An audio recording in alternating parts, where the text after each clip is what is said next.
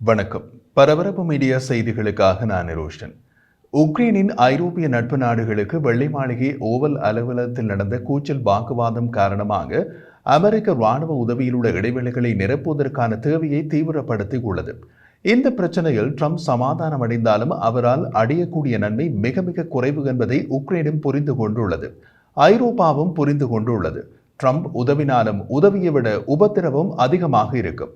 ட்ரம்பை பொறுத்தவரை இதுதான் அவரது கடைசி மற்றும் இறுதி ஆட்சி காலம். அதனால் எதையும் செய்யலாம். உக்ரைனியர்கள் ஒரு போரில் இருக்கிறார்கள். எந்த ஒரு மானமுள்ள ஜனநாயக நாட்டு பிரஜையும் போல தமது சொந்த நாட்டை காப்பாற்ற உயிரை கொடுக்கிறார்கள். ட்ரம்ப் அமெரிக்க ஜனாதிபதி ஆகியதால் உக்ரைன் போரில் அமெரிக்கா வைத்திருந்த முதலிடம் இப்போது ஐரோப்பாவுக்கு வந்துள்ளது.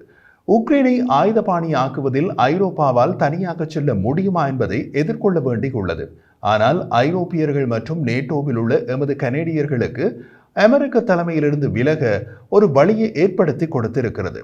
உக்ரைனிய ஜனாதிபதி வோலோடிமிர் செலன்ஸ்கியின் ஜனாதிபதி டொனால்ட் ட்ரம்புடனான உறவுகளை சீர் செய்வதற்கான ஐரோப்பிய முயற்சிகள தடம் புரண்டுள்ளது. உக்ரைனுக்கான அமெரிக்க உதவியில் எதிர்காலம் நிச்சயமற்றது. வெள்ளிக்கிழமை வெள்ளை மாளிகையில் நடந்த மோதல், அதில் ட்ரம்ப் மற்றும் துணை ஜனாதிபதி ஜேடி வான்ஸ் செலன்ஸ்கியை திட்டியது வாஷிங்டனுக்கும் அதன் நீண்டகால ஐரோப்பிய பங்காளிகளுக்கும் இடையே பிளவை உத்தரவாதமாக ஏற்படுத்தியது. ரஷ்யாவுக்கு எதிராக போராட உக்ரைனை ஆதரிப்பதில் ஐரோப்பிய தலைவர்கள் எப்படி விஷயங்களை சரி செய்வது மற்றும் அமெரிக்காவிலிருந்து மேலும் பிரிந்து செல்ல முடியுமா என்பது பற்றிய சிந்தனைகளை ஏற்படுத்தியுள்ளது. வெள்ளை மாளிகையில் பட்டாசு வெடித்த பின்னர் ஐரோப்பிய கண்டத்தின் தலைவர்கள் தமது சொந்த பாதையை தேர்ந்தெடுக்க தொடங்கினார்கள். அது ஐரோப்பிய பாதை. கனடாவும் ஜப்பானும் அதில் இணையலாம். அமெரிக்க கூட்டாண்மையின் நாட்கள் முடிந்துவிட்டன என்ற பிரகடனங்கள் செய்த கட்டுப்பாட்டுக்கான ராஜதந்திர முயற்சிகளுடன் இணைக்கப்பட்டுள்ளன. அமெரிக்க உதவியின்றி உக்ரைனை ஆதரிக்க ஐரோப்பா விடப்படலாம் என்ற சாத்தியக்கூறுகள் அதிகரித்து வருவதால் ஐரோப்பிய கொள்கை வகுப்பாளர்கள் தங்கள் ஆயுத பங்குகளை மதிப்பாய்வு செய்து அவர்கள் எவ்வளவு காலடி எடுத்து வைக்கலாம் என்பதை மதிப்பிடுகின்றனர். பிரிட்டிஷ் பிரதமர் கெய்ர் ஸ்டார்மர் வாஷிங்டனுக்கு பயணம் செய்த பின் லண்டனில் சனிக்கிழமை செலன்ஸ்கியை வரவேற்ற போது உக்ரைனுக்கு அசைக்க முடியாத ஆதரவை தெரிவித்தார். காரசாரமான மோதல்களின் பின்னர் ட்ரம்ப் மற்றும் செலன்ஸ்கியுடன் தனித்தனியாக அழைப்பு விடுத்த ஸ்டார்மர் நீடித்த அமைதிக்கான பாதையை கண்டறிய தன்னால் முடிந்த அனைத்தையும் செய்து வருவதாக அவரது அலுவலகம் கூறியது. பிரான்ஸ் ஜனாதிபதி இமானுவேல் மேக்ரோன் மற்றும் நேட்டோ பொதுச் செயலாளர் மார்க் ரூட்டே ஆகியோர் செலன்ஸ்கியுடன் பேசியதாக அதிகாரிகள் தெரிவித்தனர்.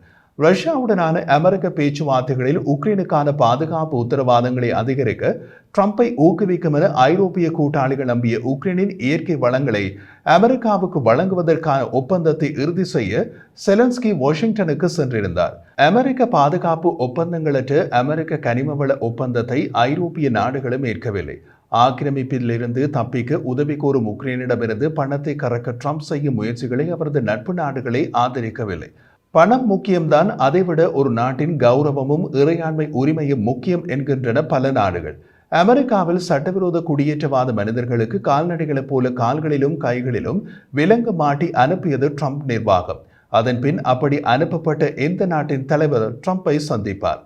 நிச்சயம் தென் அமெரிக்க நாடுகளின் தலைவர்கள் ட்ரம்பை சந்திக்கப் போவதில்லை. தில்லாக மறுத்து விடுவார்கள். காரணம் இது அந்த நாடுகளின் இறையாண்மை மற்றும் சுதந்திரத்தின் அடையாளம். இதற்கு உதாரணமாக இஸ்ரேலை காட்டலாம். தமது நாட்டவர் ஒருவர் 20 ஆண்டுகளுக்கு முன் இறந்த உடலை பெற இஸ்ரேலியர்கள் ஆயிரக்கணக்கான பாலஸ்தீனிய கைதிகளை விடுவித்தனர். இன்று ஞாயிற்றுக்கிழமை ஸ்டார்மர் நடத்தும் ஐரோப்பிய தலைவர்களின் சமீபகால கூட்டத்திற்கு நிச்சயமற்ற தன்மை அவசரத்தை சேர்க்கிறது. என்ன நடக்கிறது என்பது இன்னமும் சில மணி நேரத்தில் தெரிந்துவிடும்.